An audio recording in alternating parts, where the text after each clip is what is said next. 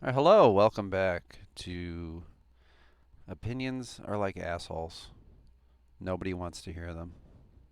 With Kitten Paw, where I'll be ranking uh, the marshals today. Very fun. So, you can hear me fart all over with my opinion. Fun category. I like it. Marshals, ballistics. It's pretty obvious who takes what.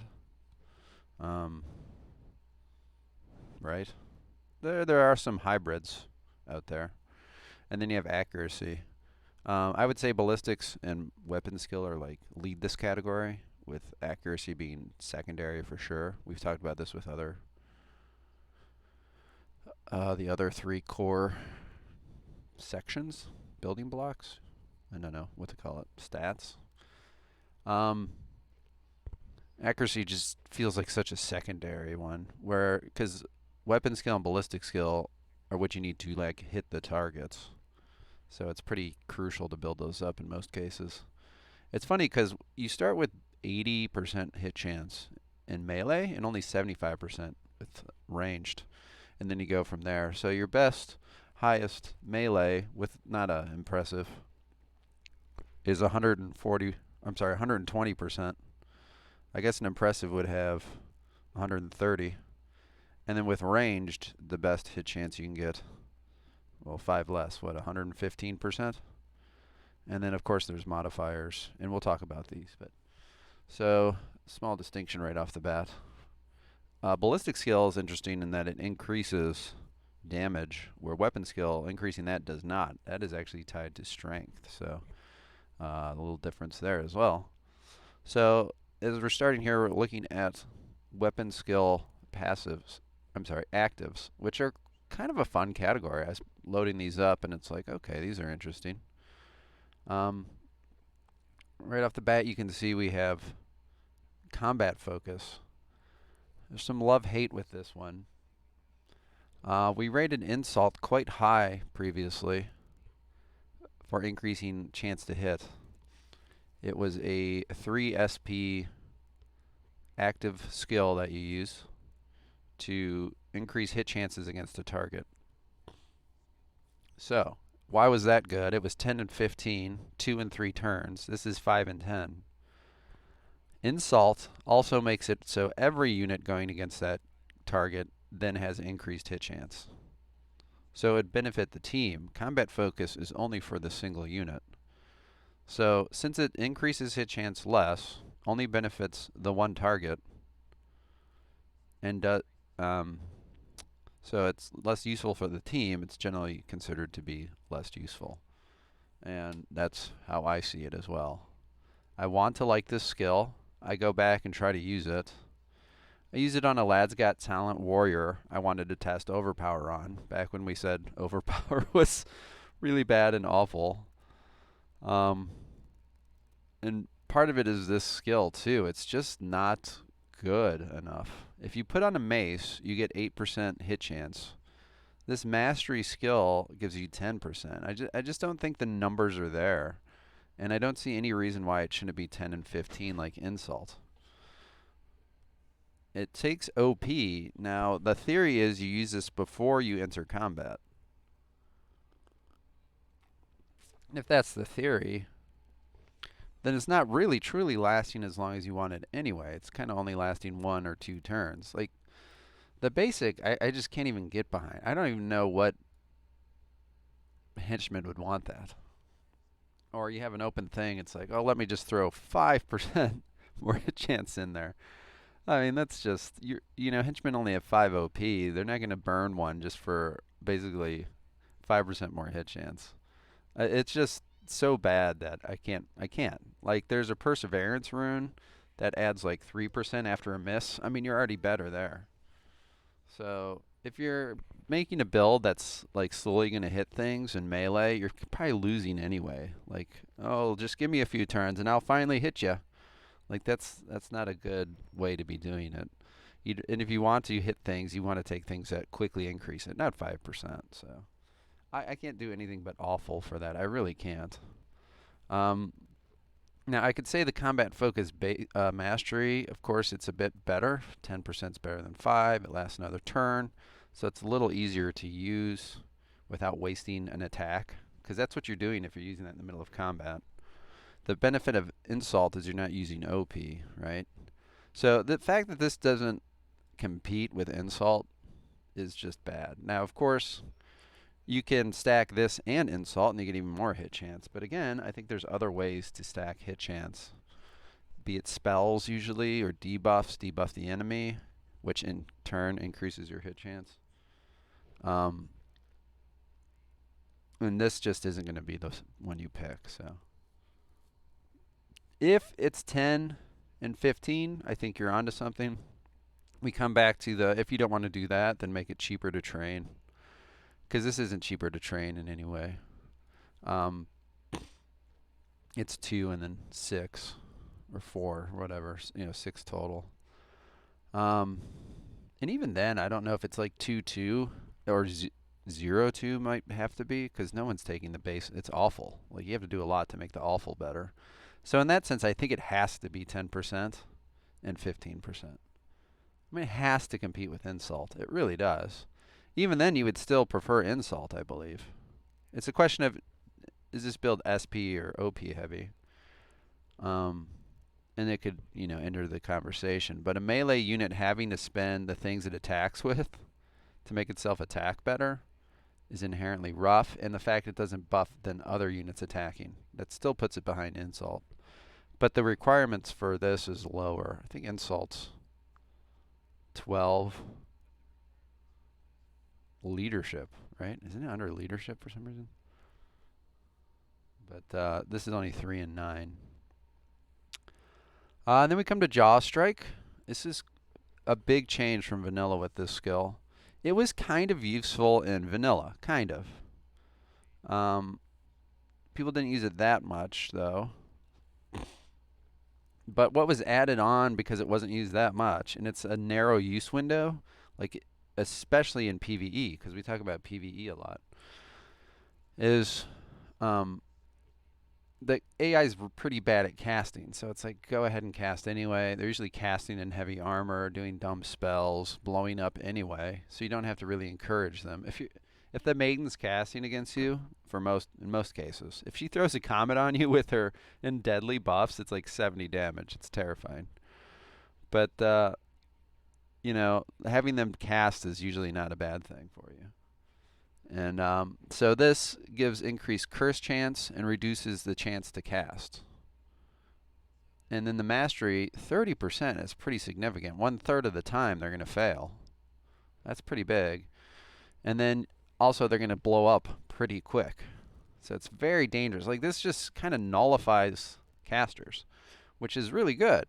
But you don't know if you're going to face casters, first of all. In PvE, it's totally random and not great. PvP, it can be really good. But then you got to get the unit onto the caster and then use this. And when it does, it works out great. So the second part added was the vocal skills to try to give this more of a use window, less narrow use window. So now this can go after the leadership units we talked about the other day.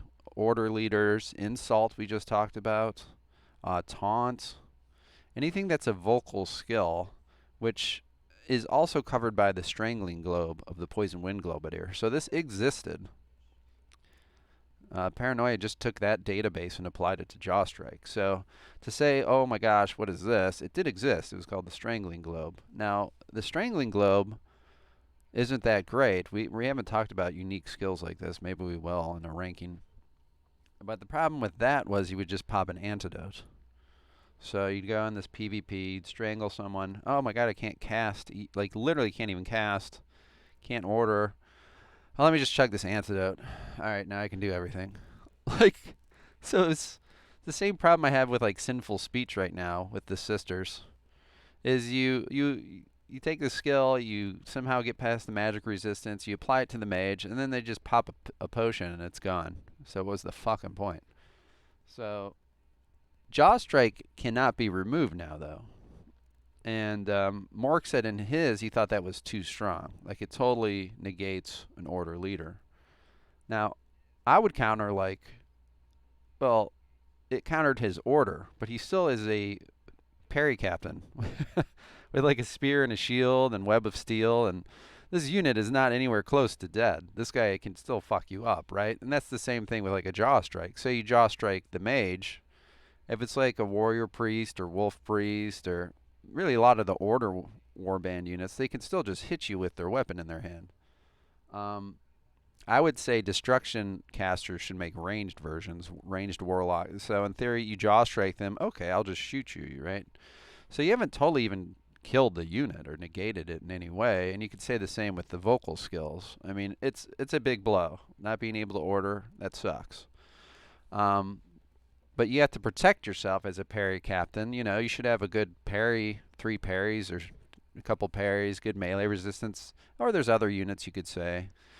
Um, that can protect themselves from being jaw struck by staying back and just maybe having better stances. And if you do get jaw struck, you get jaw struck.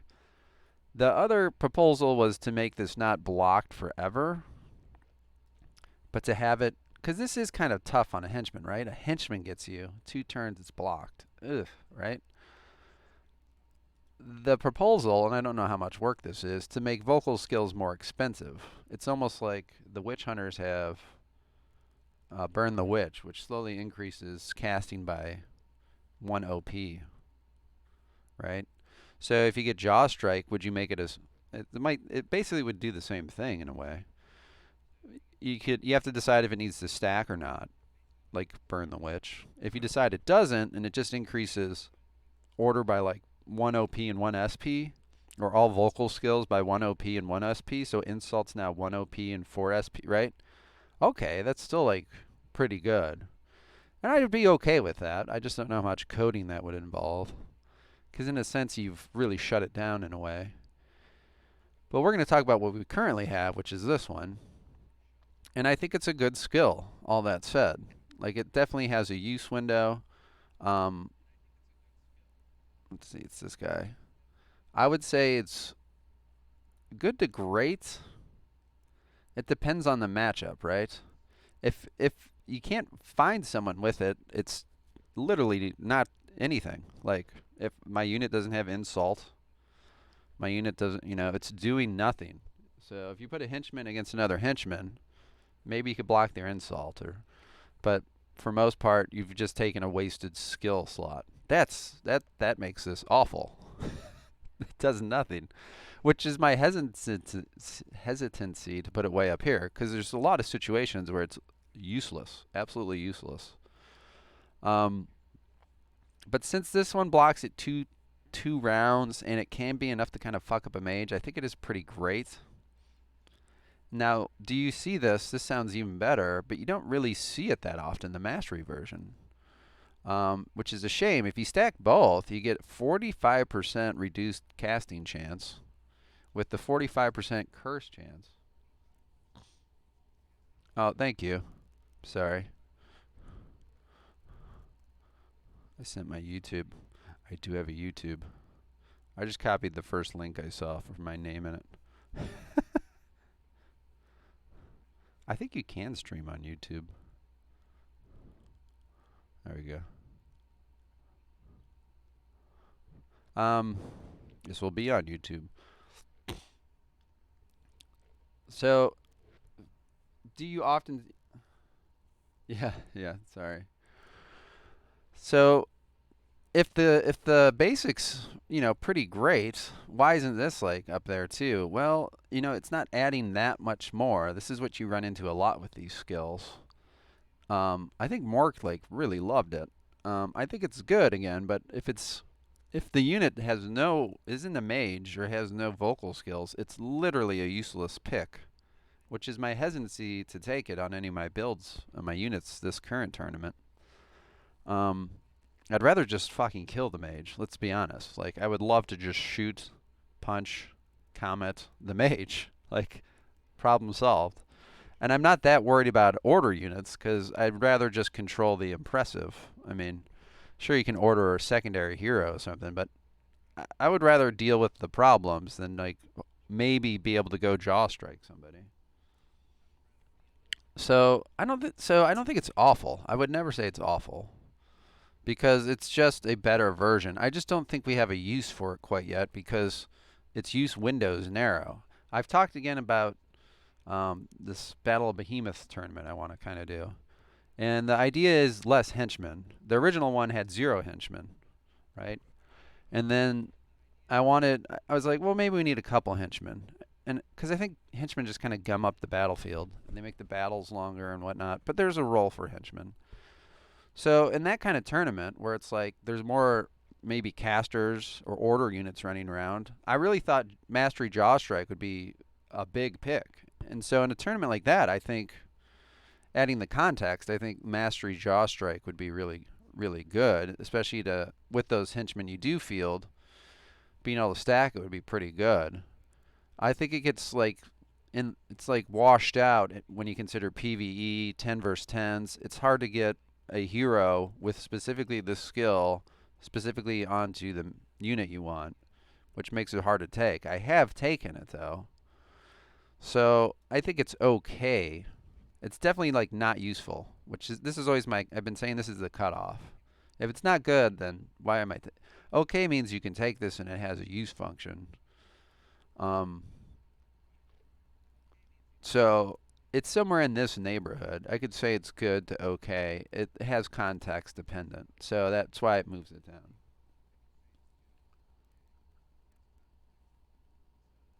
Well, it comes back. So Elias is saying, I don't see the basics should be enough, and it comes back to the stacking part, and you don't have to keep applying it. There's always the 3 turns versus 2, but stacking the 30 with the 15, 45% cast reduction is significant. Like that is a massive cast reduction chance.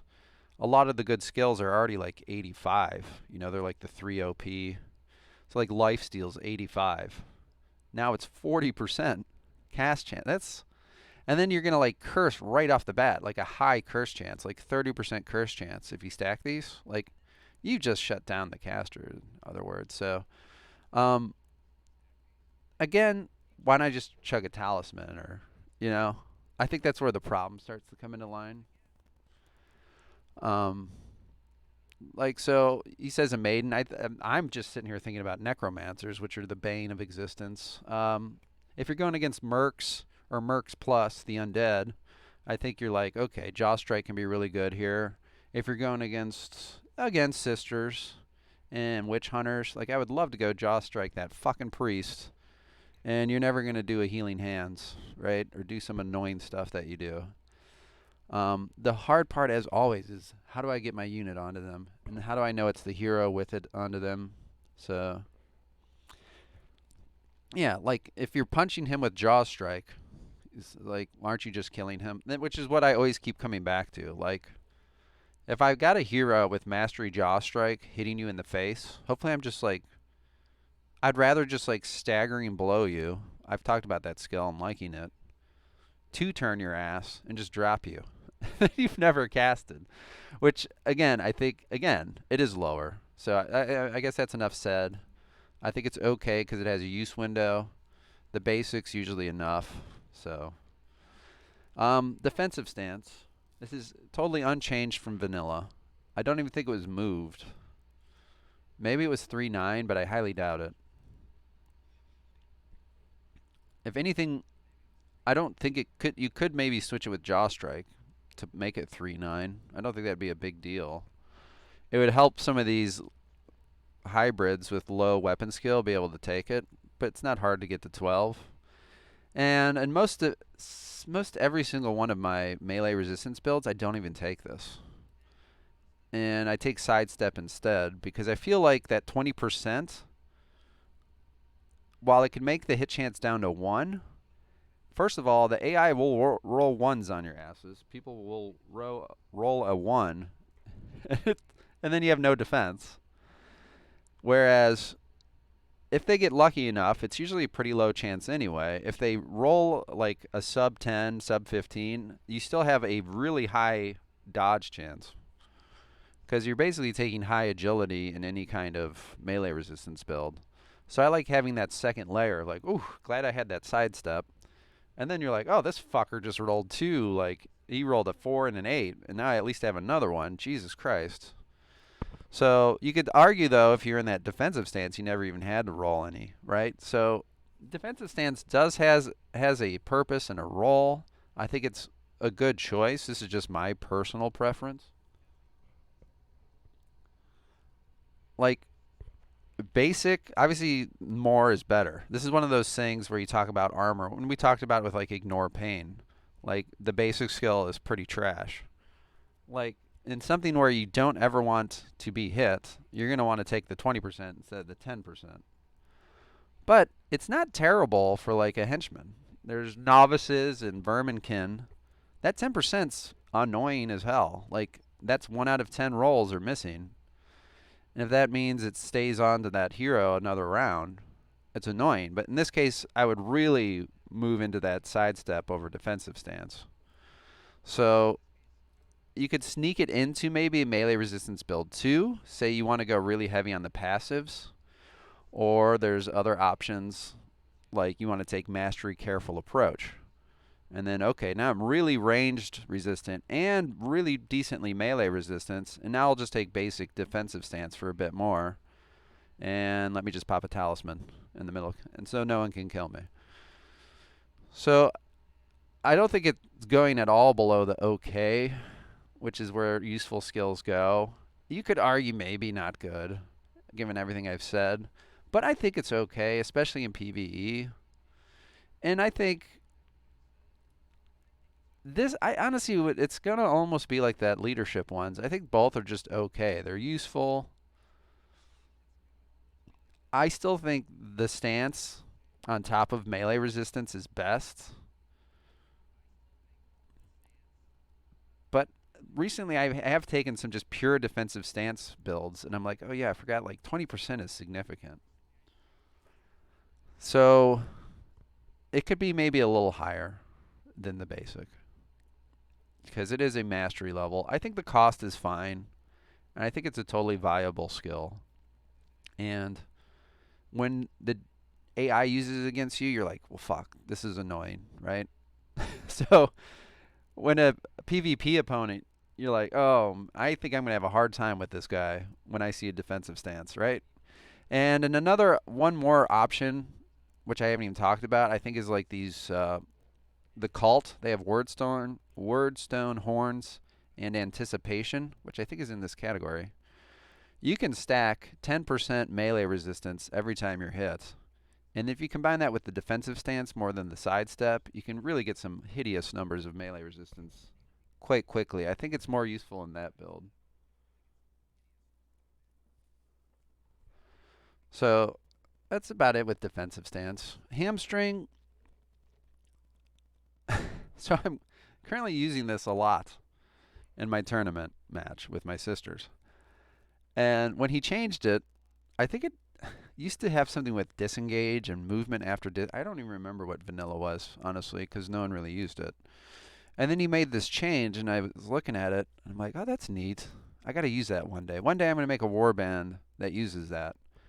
And then right away I was like, that warband would be Sisters or Skaven, is all I kept thinking about. I could see maybe Witch Hunters using it too, because they have some ways of stripping OP or SP. Specifically, am I thinking about them wrong? I think Deny the Hair. Maybe that only removes OP. And I'm just having a big brain fart. The Wolf Priest has this ice which removes SP. So either way, I was like, Skaven and Sisters. I want to try this hamstring skill out. And now I played Skaven, but I wanted to do something else with them in the tournament. I didn't use poisons and hamstring. But that's where you would use it, as poisons, hamstring. The Sisters, they have Righteous Fury, hamstring. The Cult, the Skaven also have Gaze of the Horned Rat, which removes SP. The Skaven have an insane amount of ways to. You can get a mutant with palsy, Doomweaver, palsy. Like it's crazy. So I wanted to use Righteous Fury, which I think was underused in the game too. I never saw anyone taking Mastery Righteous Fury because it's hard to hit. It's minus 25% hit chance, which is rough. But it removes 2 OP and 2 SP, and I'm like, well, why wouldn't I combine that with Hamstring? And then why wouldn't I give it then to my henchmen? Like, if the henchmen just have basic and mastery hamstring, that's 5 SP off of my victim. And, I'm doing the math. I'm like, that really fucks up henchmen, right? And that's going to really mess up kind of hero, all these units. And I'm like, I'm just looking at hamstring, let alone the Righteous Furies. So I'm finally using it. I'm the first person I've ever seen use hamstring, and it was kind of driving me nuts. Kind of like what I was talking about with demoralize. I think it's like been the skill that's sitting there, and people aren't getting enough out of. Because I think people focus way more on the OP. SP is very important too. So SP is how you move around the map. It's how you enter a stance. It's how you drink consumables. And I felt like Skaven don't worry about that as much, which is another reason I wanted it with Sisters. Skaven can always generally just bypass your stance. They have spears, and they have other tricks to just like, I don't care about your stance. But I'm like, Sisters are fucking terrible at stance bypass, in my opinion. They got this blessing of athleticism now, but I feel like stances really are hard on Sisters because they don't get spears, right? That's a big part of it right there. And so I'm like, I want to take hamstring because I don't want to face all these stances. Now, the key to it is if you walk up to a unit in a... Now, this is where PvE comes in. The AI will never walk up and enter Web of Steel. The AI always walks up, uses all the SP it can, and then ambushes. So you go in there, trigger it, whatever, get into combat. You know you can right away land your hamstring because there's no Web of Steel to get through. You can land your Righteous Fury, and then you can just disengage and walk away.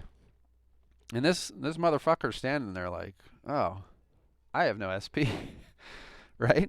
You add in like a pinning shot. There's a lot of other tools, and you just leave the unit just standing there. And a unit that just is standing there for multiple turns can't do anything. And even if you can't like finish it off, say it's just let's say it's my Sister Superiors have Mastery, Righteous Fury, and Mastery Hamstring. They're taking away 5 SP. It generally prevents the Mastery stances for the AI and stuff. What I generally do is then bring up a henchman and add on more of their basics. So I think it's a very useful skill in PvE and PvP, and I'm glad I've been able to like showcase it. I think it's just overall like a high strategy kind of skill. It's not doing any extra damage or anything. It's just you're really annoying the piss out of your opponent, which is kind of how poisons are, right? And so what I wanted to do was just hamstring, move away, and then just have these units standing out in the road, especially in PvE. It lets you have massive control of the map and blocking and preventing damage. If you could just literally lock a unit in place. I have archers now that have pinning shots.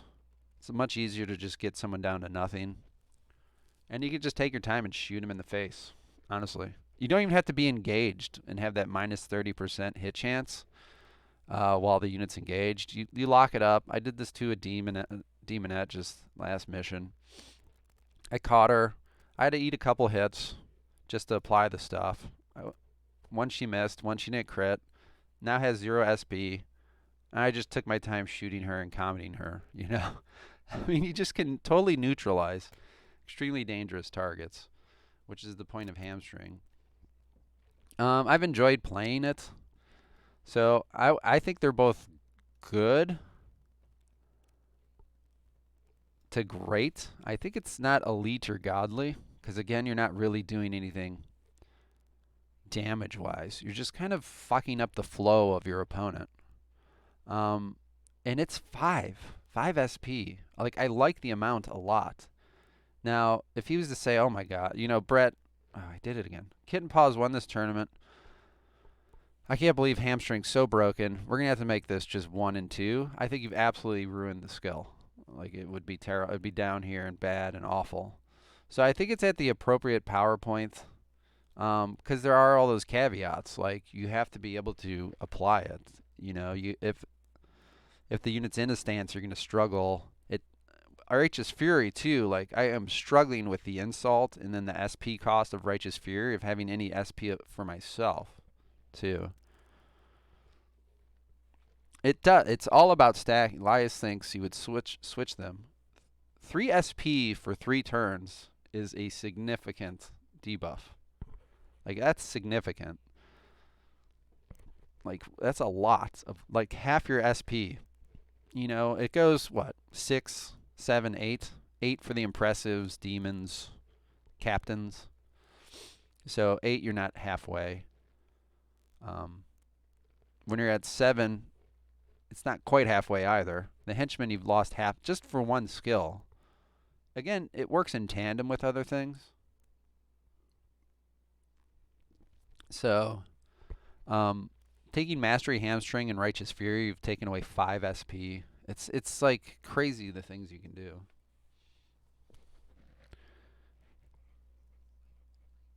Yeah, it was movement, right? I think it used to kind of be movement back in the day. And that's what palsy was. And there's a build I really wanted to do with that, with Wither. It was the same concept, but reduce your opponent down to just literally standing there. Have all the SP and OP they wanted, but they literally can't move. And this is actually even better, because if you have SP, you can, like, chug things or do, I don't know. So anyway, like, hamstringing a mage isn't going to do you much good. They could just throw spells at you, right? The big thing is, like, blocking stances and consumables has been very, like, rewarding. I've enjoyed that a lot. It keeps messing me up, though, because I'll be like, okay, this guy's in web. I'm just naturally like, they must, and I'm like, and then I attack and I go, and I'm like, oh yeah, they didn't like have any SP left. They just ended their turn. It like messes with your mind when you just are used to, especially in PvP. I always wish there's a better way of showing if a unit's in web or not. It doesn't really show an icon or any way. It doesn't say in the combat log. It's very frustrating remembering if someone is in a stance or not. That's been the most frustrating part of hamstring, is remembering if I've neutered someone down to no stance or not. And you can understand the big benefits. I've said it's not offensive, but if everyone you're playing isn't using healing potions and things like that, or stances, you're doing a lot more offensive damage, because you're landing every hit. Well, not ever, you know what I mean. You're not breaking through defenses. You don't have to worry about them recovering. And in that sense is where I think the offensive power of it comes out. Onslaught is the web version of Prowl. I got very excited about this skill with the Brethren. And then Mork pointed out you could just take Onslaught, which is the same version. But it was so much farther here, buried in Weaponskill, I forgot it basically had this. It has the same crit. So the basic, this I don't think this confuses people. When you ambush, you already have a minus 10% chance to hit, and it makes it sound like you now have minus 20, but you really just still have the minus 10%. Like this entire sentence, honestly, you can like just remove that. Ambush the next enemy. Also allow, like, you gain 50% damage bonus and 10%. This is what you get when you ambush. So when you first read this, you're like, oh, I get even more damage bonus? Even more or less hit chance, though? It's like very confusing. The second part, it gives you plus parry chance, and that's new. That's different. It adds plus parry chance. And this also exists already anyway. Like, you could really say, take a stance that ends the current turn, allows one attempt to parry an incoming attack with plus 10% chance. This line can go away. This can go away, because it just confuses the fuck out of people. Those already exist. So what are you getting? You get to ambush, then get a plus 10% parry. That's pretty good. And again, this would see a lot more use if it wasn't for this just desyncing every PvP that's ever existed. Ambushes, you just run off into the distance, or you just run in place, and then like ambushes are the bane of PvP. If we could ambush more, I think these ambush skills would be a lot better. Because ambushes are awkward. When you're a first player at Mordheim, you go and ambush in the middle of a road, and then your unit runs 8 meters away from your team or whatever, so, you know, whatever buffs you have. And then it gets surrounded. It's 8 meters closer to the AI. The AI then surrounds it, and you're like, why did I ambush? I just murdered my unit. But truly, you ambush doorways and shit. when you create a choke point, and if you do it just right, the AI or your opponent comes in and you can ambush, and then even another person on your team can get on that combat circle, creating 2v1s and fucking units over. Ambushing doorways and choke points is really powerful. And so being able to have more survivability is a great thing. And then so having crit chance and even better parry chance for only 2 and 2 is amazing. I think this is like, I'm going to do the same thing with Prowl, that I think this is a really like good skill, and I'm sad I don't see it more often. The one thing I would say is probably because like you can't continually using it. You can only create so many ambushes in a game, right? Like once you've ambushed some units, now we can come back to that hamstringing, disengaging, crippling your enemy, having them leave them 1 SP, you back off, ambush, they move forward, you beat their ass over and over. That's like part of it too.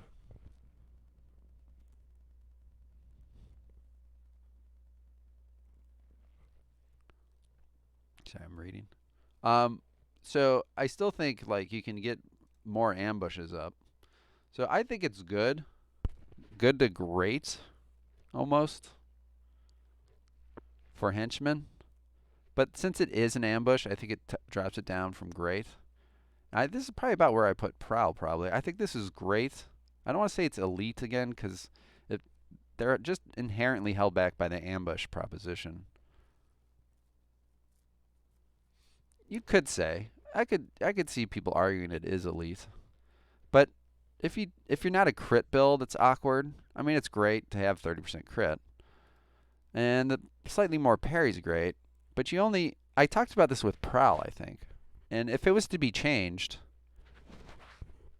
I think what I would change is you could maybe even reduce the critical hit, but an ambush crit is amazing. It's like an Overwatch crit. Like you've just fucked up the unit terribly. Um, I would like to see, I don't know if it's possible, like a second parry.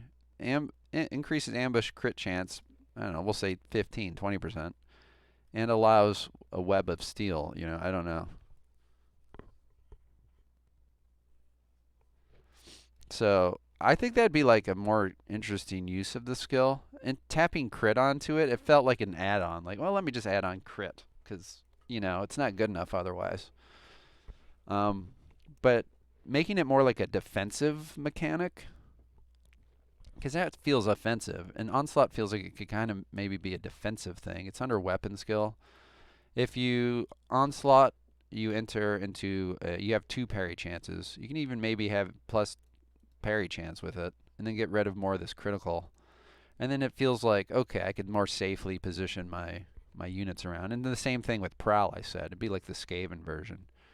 Because that's also part of it, too. You don't want to just, like, have this 4 toughness Skaven unit Prowl, get its 1 dodge, but then get its face ripped off because it doesn't have another dodge behind it. That's one of the reasons. And he's saying crit is a defensive tool, which is what I was about to say. If you do crit, okay, and you do also have to stun, and the odds of critting and stunning are probably not great. Like they're there, but no one's walking around with 0% stun resistance. And so most of the time I find it's like 30 to 50, even more at the end with the AI, because they seem to take stun resistance or chug up Drought of Clarity or whatever at the truly high ends. And so critting someone's great, but then they turn around and say, you crit me, but I'm going to smack your face in. So I don't know if it's worth the work, but I think it would be interesting to see that become more of allows an extra parry and shit. But I still think it's okay. I mean, look how I ranked it. So, and again, definitely, we've talked about this is more of a PvP. This is more of a PvE skill, definitely in my opinion, that you get more use out of. And you can never be unhappy with a unit with either one of those, I think. I think they will not disappoint. And then I think the last is always perpetually awkward to rank.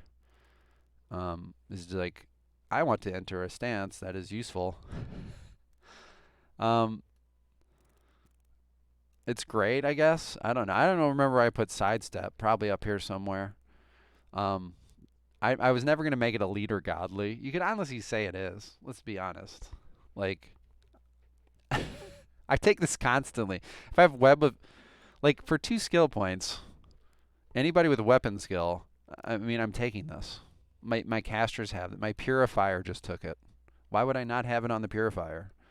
She's just fucking sitting there.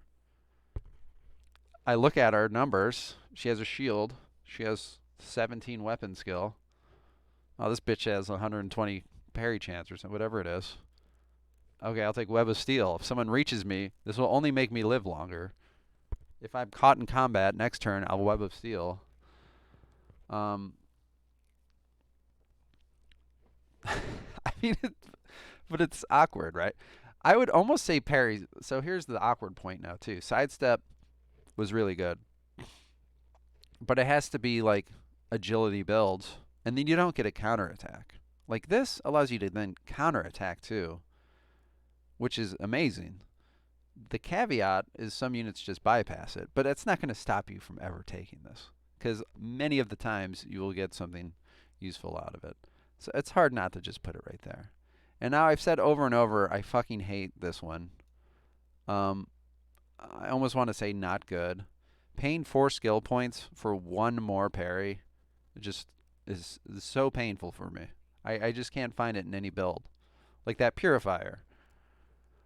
Well, I could do that, or I could take fucking useful skills. You know, I could take mastery study. I could take ready stance and something else as basics. You know, I'm just like, there's so many other ways for me to better spend these skill points than one more parry. And I find myself saying that constantly. My sister superiors, they have hamstring, righteous fury, insult. They had to invest heavily, and she has another 4 Sigmars in active. So I only had one active slot left. Okay, I'll take basic Web of Steel. Easiest choice I've ever made. I'm not going to take mastery. I'd rather use those on like knowledge of Mordheim basic, protection of any other fucking basics, hardy, whatever. So you get so much more out of those 2 skill points on basics, or even you can take mastery. You could fucking take mastery prowl we just talked about for 4 skill points. So you could take basic Web of Steel, mastery onslaught. Okay, I'm already ahead. Like that is much more useful than just mastery Web of Steel. The only caveat being like parry captain. There, that's it. Like most of the time, the AI walks into you with a henchman, it only attacks twice. Maybe. Sometimes they were like randomly, I'm going to kidney strike you with a great weapon and then not attack again. Okay. Or a hero walks up with a great sword or dual wielding and it does a specialty attack, or you've taken an OP away and it's only going to attack twice anyway, right? So either you're walking into henchmen that are only attacking twice, or you could fuck up a hero a little bit to only make it where it's attacking twice, or it does a skill attack. You know, they will attack 3 times and maybe, but the vast majority of the time I find I'm not even using the third one to block. So they can easily miss as well. So I just really can't get behind this. It needs to be 2 for basic, 2 for mastery. Just like Onslaught. If that's the case, yeah, it's up here. It's where it belongs. If you want that third one, you've paid 2 for an extra. And I've said that to him over and over. That's my opinion. The tax for one more parry is 2 skill points. The tax for another one is now 4? Excuse me? Why? No. So, that you usually won't even be getting any use out of. So, because 50% of the time, literally, if you're taking 10, like we're taking 10 versus 10, you will face a henchman. 50% of the time, you don't even need the third one. And I'm already paying 4 skill point tax. I'm like, no, thank you. So when you do need it, okay, is it useful? Again, I, in my opinion, would rather take Resilient and Knowledge Mordheim Basic. There, I used my 2 other skill points to have further movement, and if I do get hit, I'm not crit dead. You know, I just think there's so much more use out of it that you can get. So that's the end of actives. And I think I did it right this time. It should just flop over to passives. There we go. Um, we have flash parry. This is just like a void, and Mork did a good job talking about why this is probably better than a void. A void was 915. It costs so much more to use. A void is like a fail safe because it works for cultists, right? You can always dodge. Parry won't always work. He really loved this skill. I look at this and I see 3 weapon skill. That's what I see. Gain 3 weapon skill, but not even that good because 3 weapon skill can give you better hit chance. And it's just like, ugh, really? Like, there's runes that do more than this. I think there's a head one that does more.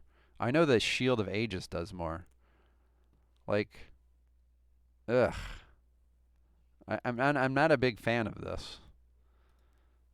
You could maybe, he says it's like early return, right, on something. Is it the split swords? I don't love it. I think there's regrets when you have that. I look at like my sisters. My sisters are parry common just henchman tanks. I really don't want it.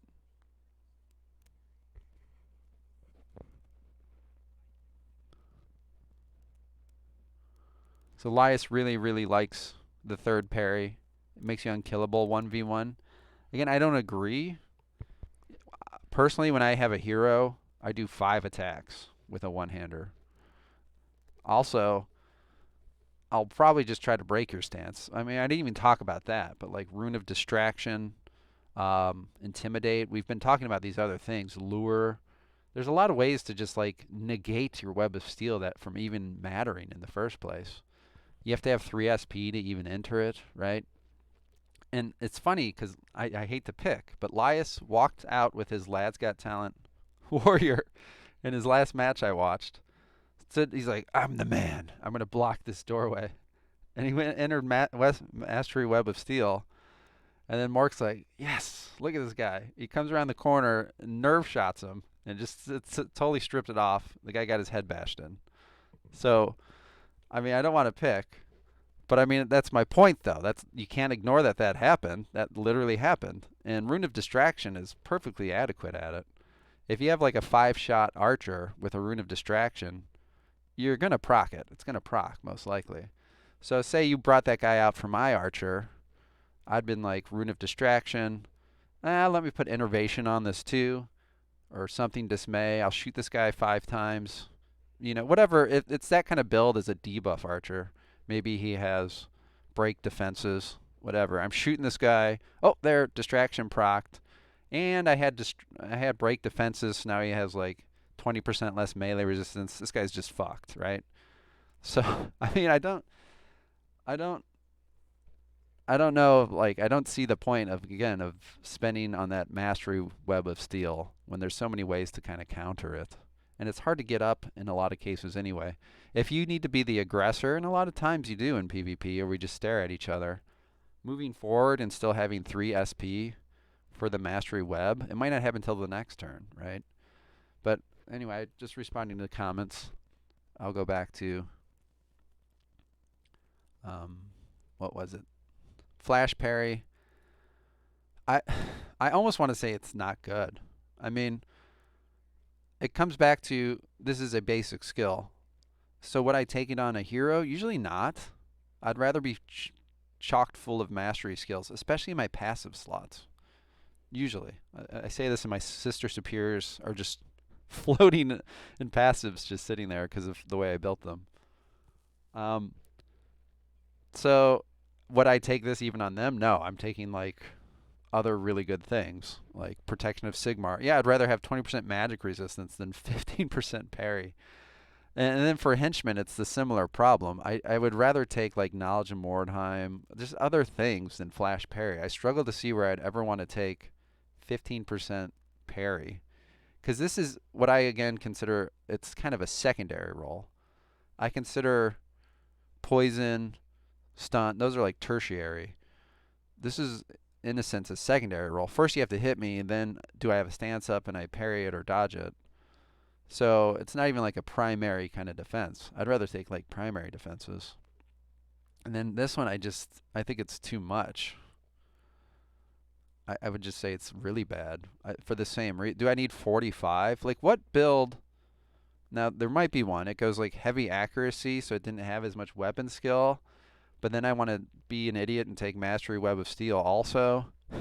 Sorry, it's like doubling down on. Oh, I took Mastery Flash Parry, Mastery Web, and here comes a Possessed. I'm fucked. I mean, it only takes you like a few of those to be like, what am I doing? And high accuracy builds, which we'll get into, I just think aren't that great anyway. So, I if you have 20 weapon skill, which is pretty common, you're going to have 100% parry, and then you add in like a shield. You're usually pretty fucking solid there. You can put on the Shield of Aegis. There's other ways to get there. I'm just really not feeling the parry. And I think I was kind of equally cruel to side or avoid. So I don't know what else to say there. It is only 3 and 9. Like it gets the job done, I guess. And there's nothing wrong with like a new player taking them. Honestly, it's affordable. Um, I don't think you need to feel terrible taking it. It's just at this level, higher level of analysis, I just don't think it's that good.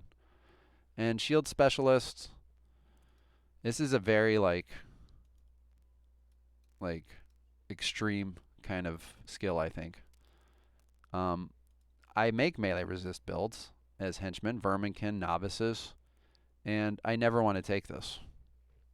I think it struggles, and there's many of these I've pointed out at this point, and there'll be more, I think, especially with the ballistic skills.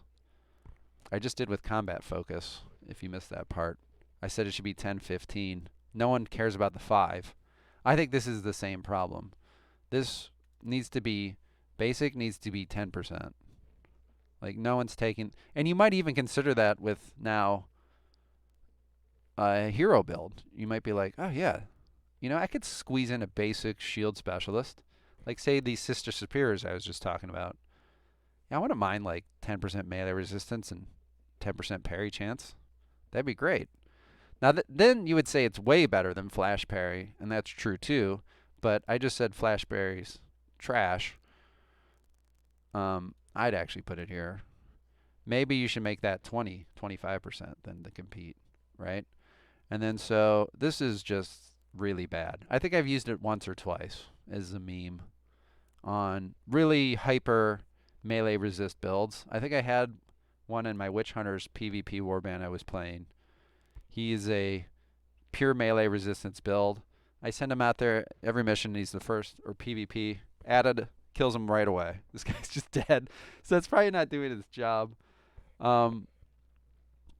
It does sound strong. I agree. But if you're at really bad, then it probably needs help. Would it move it up here? Maybe. It's awkward. Is there a 7.5? No. Could you make it 8? Right?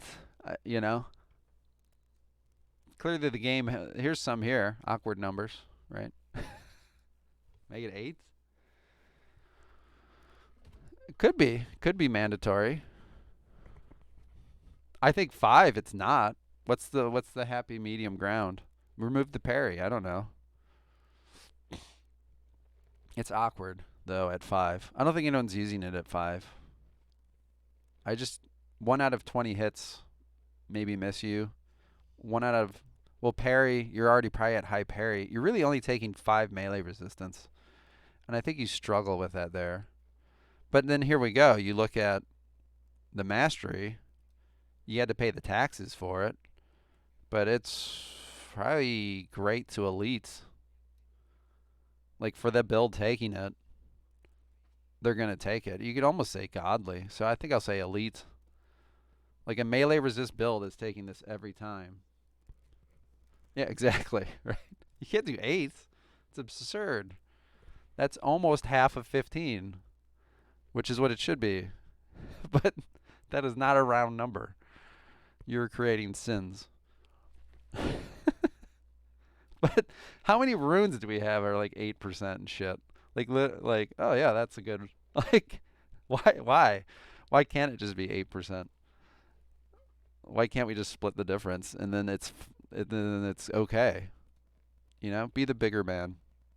I think you can do 8 and it's here. 10, yeah, probably maybe moves too high. Do you do free to train? That's the other alternative. It's free to train. Here's 5%. Free to train, maybe here. So, yeah, again, it's not awful because maybe you take basic basic shield specialist, basic awareness, and you gain 10% melee resistance. Ugh, you know, like then that unit's probably going to need resilient because it's still getting its ass shot and hit or whatever. Because that is only going to be 60% melee resistance or something. Now, what's your final passive? Because most units have passives like taken up by their inherent skill, right? Knowledge of Mordheim, so I can get there. It's usually just ugly. It's just so ugly. I just don't know. Yeah, Elias says I would maybe do free to train. That's fair. What's wrong with 8%? Do 7. Everyone likes lucky 7s. Make it 7 because 8 is more than half, and it's only 2 versus 4. So you can do 7, and the peasants are happy. Honestly, 7 I still probably, but I don't know. There's something about the 8 which makes it seem more magical. But right now it's terrible. I can't get behind it. And I can't get behind hit and run. You love stuff like this. You try to defend it. I appreciate that. I think I said this with more. I was in the stream for a second maybe. I think I was working. I don't know. After dealing melee damage, reduce the cost of disengage. Like my hamstring units should love this, and I'm like, yeah, I'm not taking that. I'll just disengage. like, like these just don't do enough. It costs 2 and 4, so right away this has to be a good skill. It's costing 2 and 4, and then I look at what it does, and I'm like, why the fuck would I pay 2 and 4 for this? I'll pay 0 and 2. If you let me do 0 and 2, okay, I might consider it on a unit. Like, I'll just disengage for, what is it, 1, I don't even know what it is, 2 OP, 2 SP? It just isn't doing enough for me. Is it 2 and 1?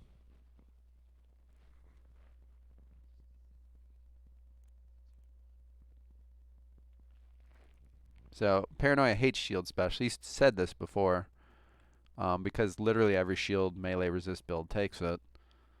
And it's called shield special. He said we'd prefer it work on anything but shield, but it literally is shield specialist. And I think there's something to be said for shield builds. I think they're okay. I really like them, but I also really like possessed that rip your arm. Like I appreciate a two-handed or an impressive.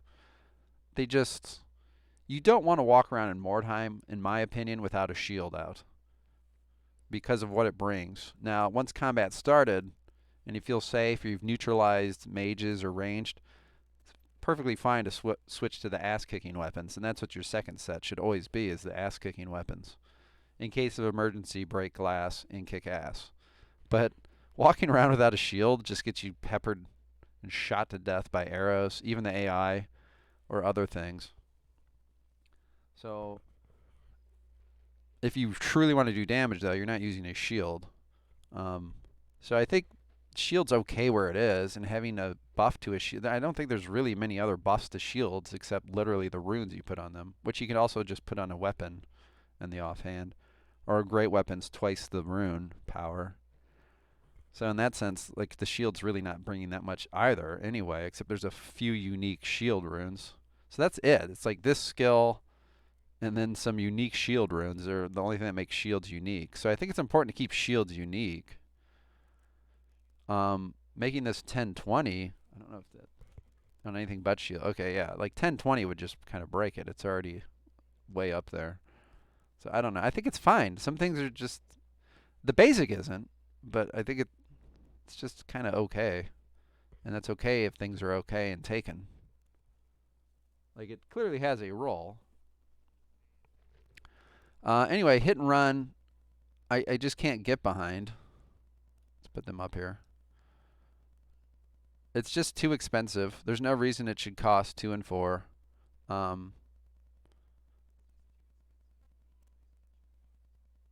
So this one, what? Disengage, remind me. It's 2 OP, right? Is it 2 OP and 2 SP?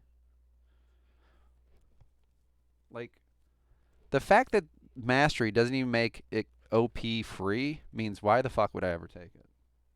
Oh, okay, it's 2 and 1. 2 OP, see we got two different, 2 OP, 1 SP. So you can take the Mastery version, but still not get the most out of your attacks. Like, that bothers the fuck out of me.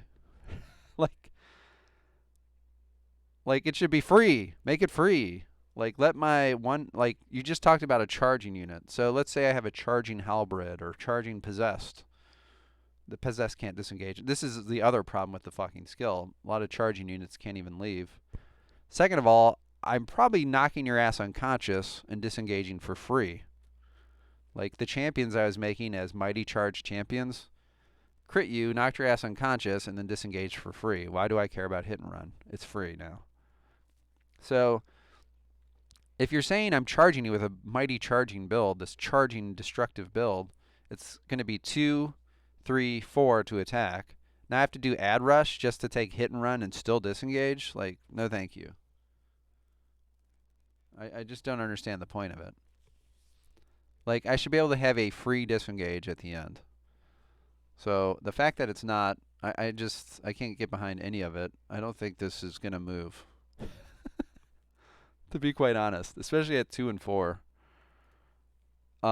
It should be free disengages by mastery for 6 skill points. That bitch better be free. And then you still have to do melee damage. So if you were parried or missed and stuff, well, sorry. After entering combat, reduces the cost of disengage. Okay. After entering combat. After dealing melee damage, it's not even like feint. Like, you literally have to hit them. And then you will get this bonus. That's not very good. I can't get behind it at all. I shouldn't have to add rush for a 6 skill. You're talking now 8 skill points. So I have to take add rush, 30 damage, 6 skill point mastery to now disengage my rat. I mean, I can't get behind that. Like, fix that. This should be free. Like, disengage will reduce by 2 often. It should be like I've stunned the unit.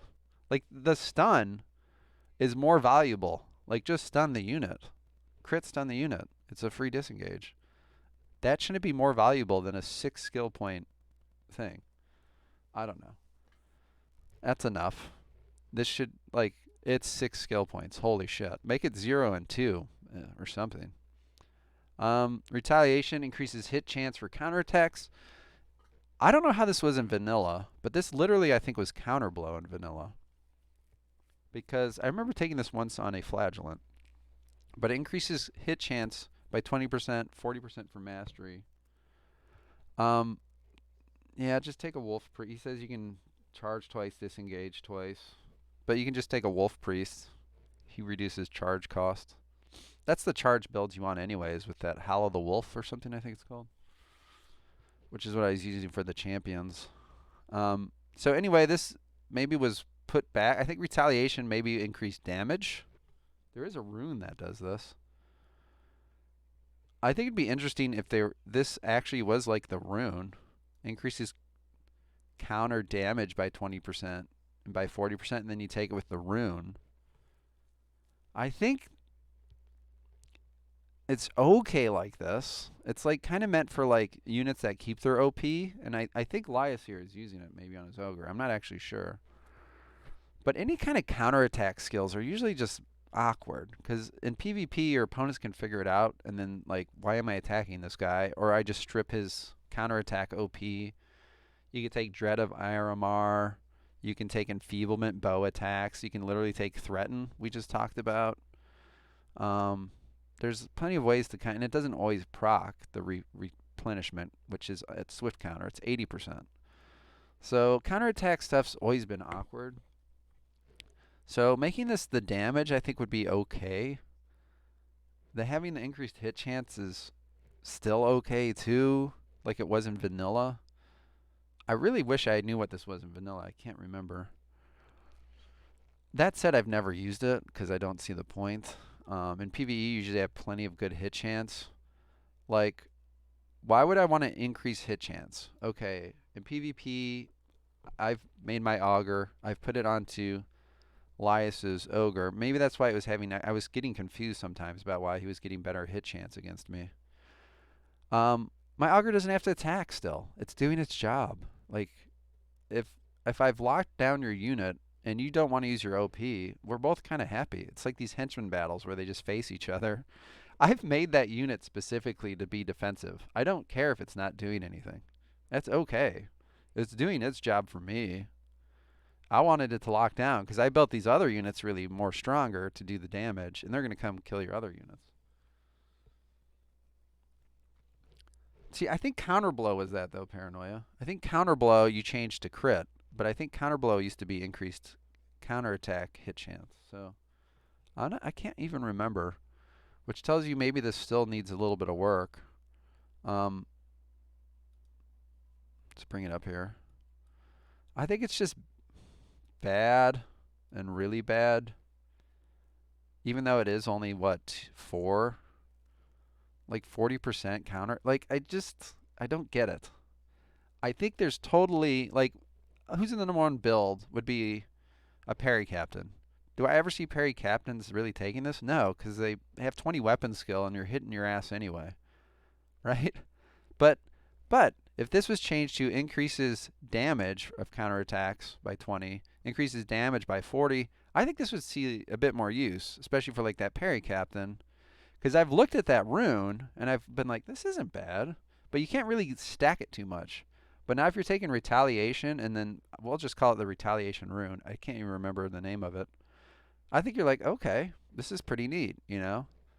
My counterattacks are pretty painful. And then maybe I might even take Mastery Web of Steel. Right? Maybe. It might tempt me. Anticipation. It's a fun skill. I've never been disappointed by these anticipation builds. Again, we'll just bring them up. Um, I think this one's elite to great. I would say great. Because elite, like, everyone's kind of taking it. This is like in its niche, I think it's really good. Which I don't think as many people agree with me. But I lived through Paranoia's Ogre. I made one myself.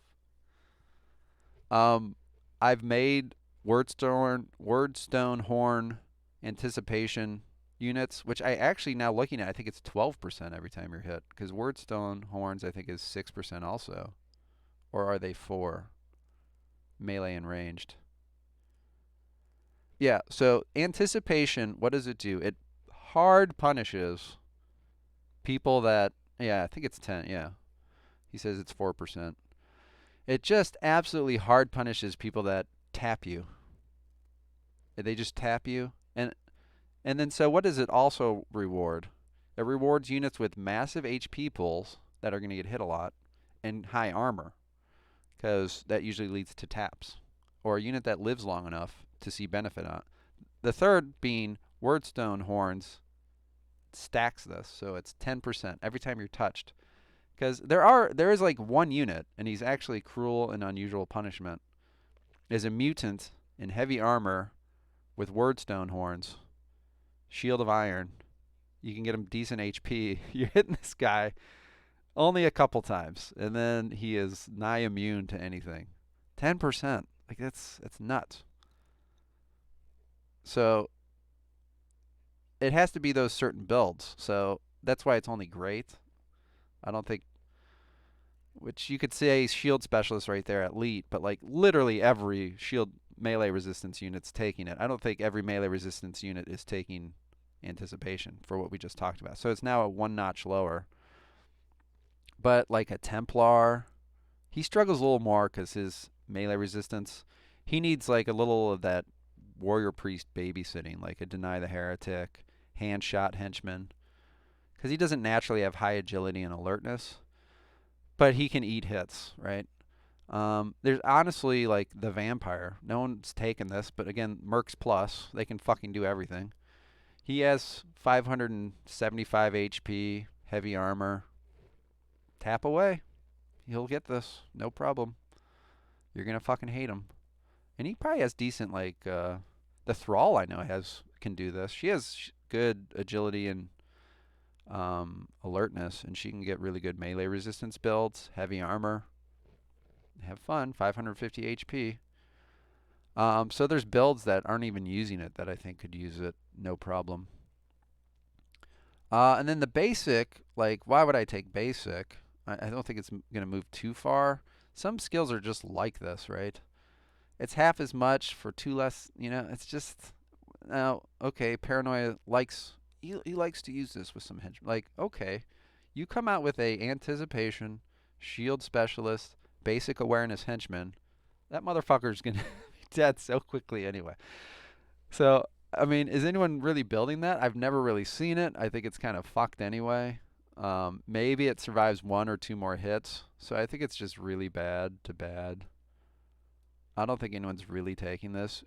You could say maybe you had like the cult struggles with skill points. It gets 6 less skill points, so maybe there's a Wordstone Horn anticipation. It's a stepping stone. I think the number being half is brutal, but then only 2 turns. I think it could be 3% for 3 turns. You fixed it. If it's 3% for 3 turns, okay, it's only half as good, which it literally is. This is like as third as good, right? Well, it's a third as many skill points, you could then counter argue. But that's kind of not how it has to work. It has to be like basic skills kind of have to be half as good. Even though it's 2 versus 4, that's just a lot of times how it is. If you truly think that, you can make this change the costs for training and stuff. But it's honestly really bad. No one's really taking it. And then counter blow I really love, or swift counter, sorry. There's attacks inherent with just taking a skill slot, right? So that has to be considered. So if it's 3% for 3 turns, but then a lot of the mod people don't think that. So no, everything's either 2 or 3, and I can understand not wanting to change that. So in that sense, maybe just make it 6% 2 turns. I don't know, right?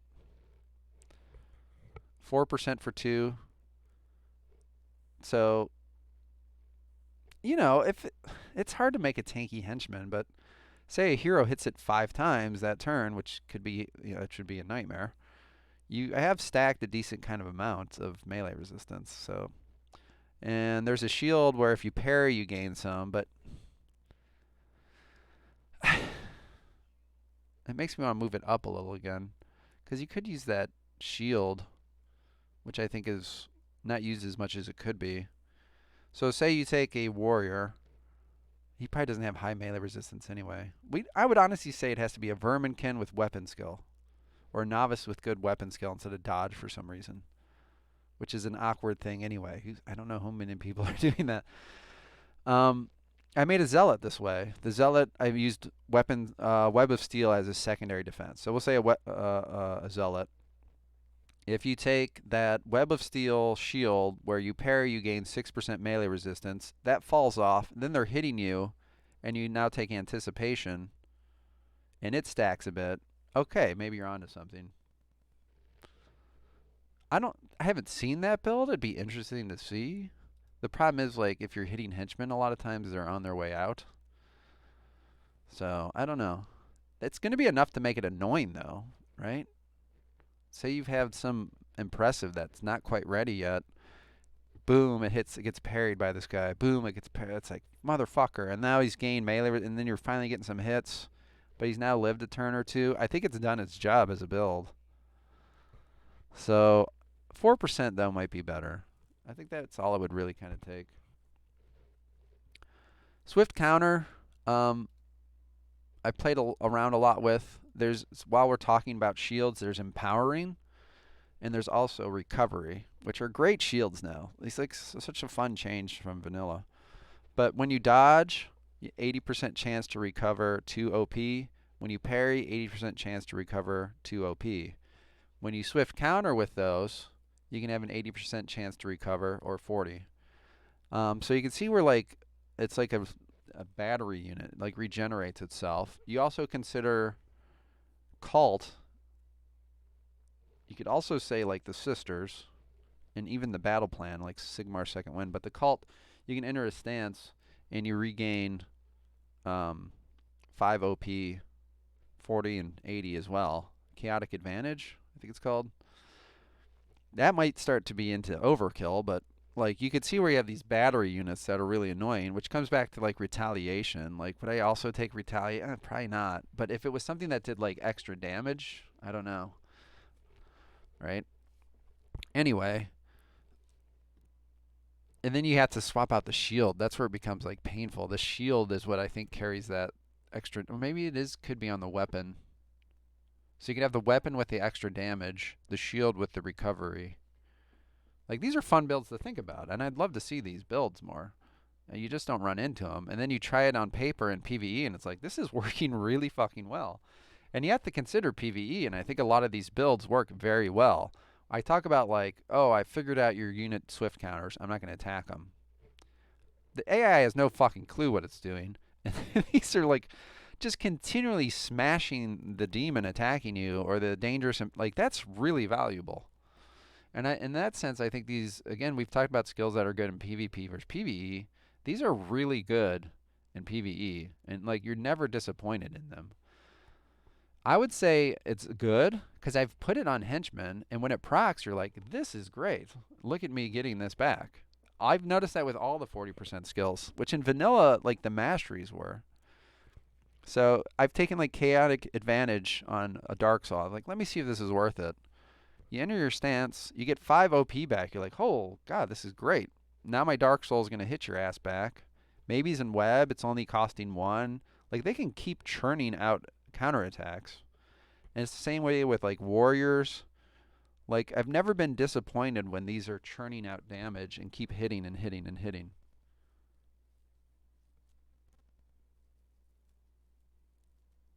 Now, Rat Ogre is a good example. I think it works great on a lot of impressives. It works really great on to keep fueling them, especially PvE. Like, it's really good. I think I took it on a spawn. It's like chaotic advantage plus this. This guy's just going to keep attacking. It's almost overkill because you're attacking too. Like, the AI can't attack you, and you're either crit stunning or killing thing. So, like, a Rat Ogre with Alacrity runes should just be standard on him because he has 90% chance when you hit him to regenerate an OP. And then if you add in swift counters, you're just like punching whatever's hitting you over and over. And then most Rat Ogres have like 50% crit chance. There's also no reason you shouldn't take his Art of Silent Death with the bracers. And you're just, and he has high stats. You're just smashing things, critting them. No one wants to fucking attack you, which, like, Lysis, that could be a good thing. I don't want my Rat Ogre to die. And he can still punch you a bunch of times and then save some OP, which is what his Ogre does. I know, because I do PvE. It's the same thing. The AI is just not nearly as intelligent as the player. So,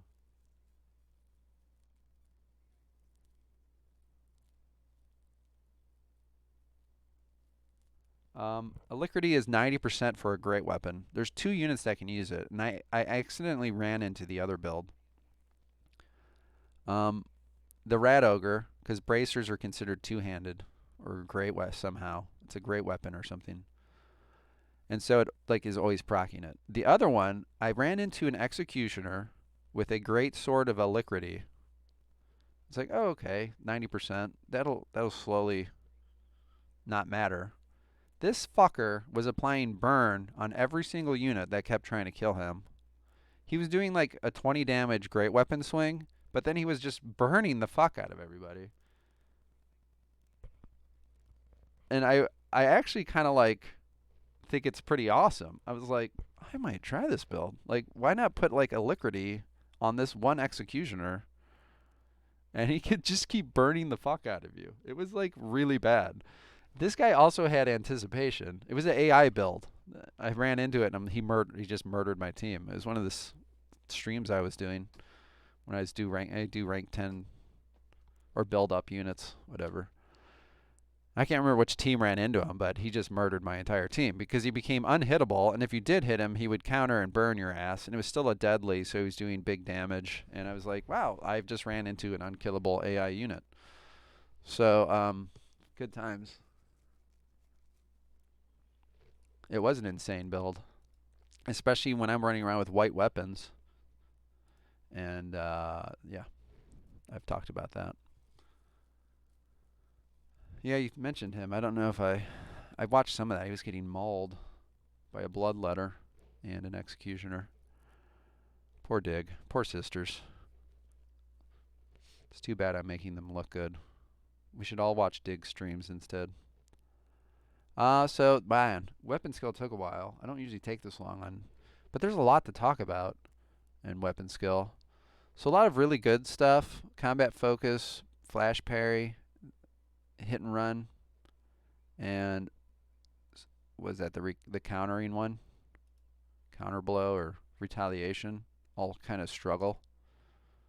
Combat focus, if it's 10 and 15, I think it can move up and compete with insult. But the fact that insult's just better and it takes OP, it's just really rough. Like, I hate the Rich Hunters version even more. It's like combat focus but worse. Like, I don't know how that's possible. But it's combat focus, except now you can't disengage. You've turned your unit into a ghoul. Congratulations. Just stand in there and die. Like, oh, that sounds good. How do I not take that skill? Like, only the Templar would want that. Or maybe the Executioner, but he's probably got better skills to take. Anyway. And then you got some basic skills, which can struggle down here. But yeah, this doesn't even this is way too expensive and doesn't compete with literally just critting a unit. This just struggles to compete because of its numbers. It costs OP. Other units don't get advantage of it. And 5 and 10 is too low. Flash parry, this is overkill. This one, I'd rather take other things. Like, base weapon skill can get your parry high enough that this kind of doesn't matter. Even though I think Mork had it like way up there. I'm like, okay, that's fine. So, differences in opinions. Yeah, I don't think it's worth 2 skill points. I think unmastered hit and run is awful. I can't not. Reduce disengage. So take 2 skill points. You have to create melee damage. So you have to get past the stance. This is what we talked about with overpower. You have to get past melee resistance, get past the stance, and it's basic, so a lot of henchmen can't do that. You've just been walled, absolutely walled by Web of Steel or sidestep. A henchman versus henchman battle. This is what I always try to think about. Will hit and run see a use? No. Because you will attack, get blocked, attack. Now, maybe you can then add rush and attack again and get through. But you then also have to land all 3. Are you going to have 95s that land? Now you can disengage for 2 OP. Well, I don't have any 2 OP left. I had to use them all just to fucking land the hit. But next turn, you better watch out. I'm going to disengage for 1 less SP. You better watch out. Just flee. Flee. You can flee for 1 SP. And that SP doesn't leave you right next to you. You're like probably 10 meters away already. Acrobatic would have been better. Which we talked to give 60%. And he talked about that. Mark talked about acrobatic. You can just take the damage and be gone. I don't know. I mean, I just whatever. If you're really worried about running away, there's amulets that give you increased movement on a disengage. Just take that or something. That's better than hit and run. I just don't. It's 2 skill points. I can't even get behind it at free, honestly. I'd still take swift jump or what's a passive. There's still other passives I would take, like wordstone resistance or tracker nimble. I'd still be like, yeah, I don't want hit and run. It's okay. It's free. Maybe. Maybe some units would take it. I don't know. I don't know. Again, it's opinions. And they're like assholes. Everyone's got one. No one wants to hear it.